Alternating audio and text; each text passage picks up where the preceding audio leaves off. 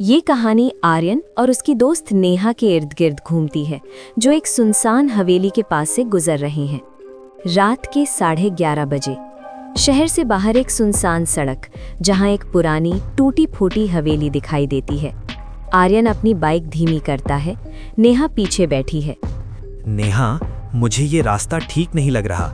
ये मालती हवेली के पास वाला रास्ता है। सुना है यहाँ अजीब चीजें होती हैं।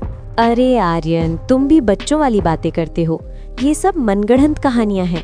आज के जमाने में कौन भूतों पर विश्वास करता है। बस जल्दी चलो, मुझे घर पहुंचना है। पता नहीं क्यों, पर आज हवा में कुछ अजीब सा है, एकदम ठंडी और शांत। देखो, उस हवेली की खिड़की पर मुझे कुछ हिला हुआ सा लगा। दोनों हवेली की ओर देखते हैं। हवेली की तीसरी मंजिल की एक खिड़की से एक पल के लिए रोशनी की झलक दिखती है, फिर सब अंधेरा हो जाता है।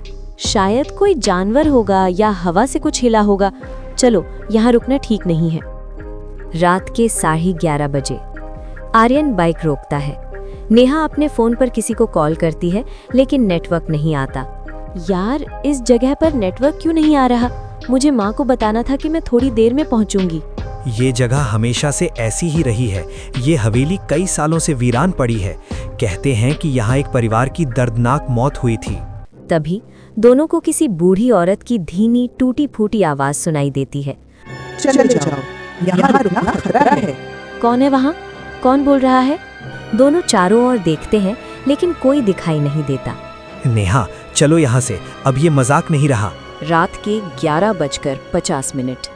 सड़क, तेजी से बाइक चलाते हुए आर्यन तेजी से बाइक चला रहा है। नेहा पीछे मुड़कर देखती है। आर्यन, मेरी बात सुनो। वो बूढ़ी औरत, वो हमारे पीछे है। वो बहुत तेज भाग रही है। क्या बकवास कर रही हो? कोई इतनी तेजी से नहीं भाग सकता। आर्यन भी पीछे देखता है। बाइक की हेडलाइट की रोशनी में उन्हें कुछ मीटर पीछे एक सफेद साड़ी में एक धुंधली आकृति दिखाई देती है, जो सामान्य से ज्यादा तेजी से उनकी ओर बढ़ रही है। उसके बाल बिखरे हुए हैं और चेहरा दिखाई नहीं दे रहा। उसकी आंखें नहीं है, वो उड़ रही है। तेजी से भगाओ आर्यन।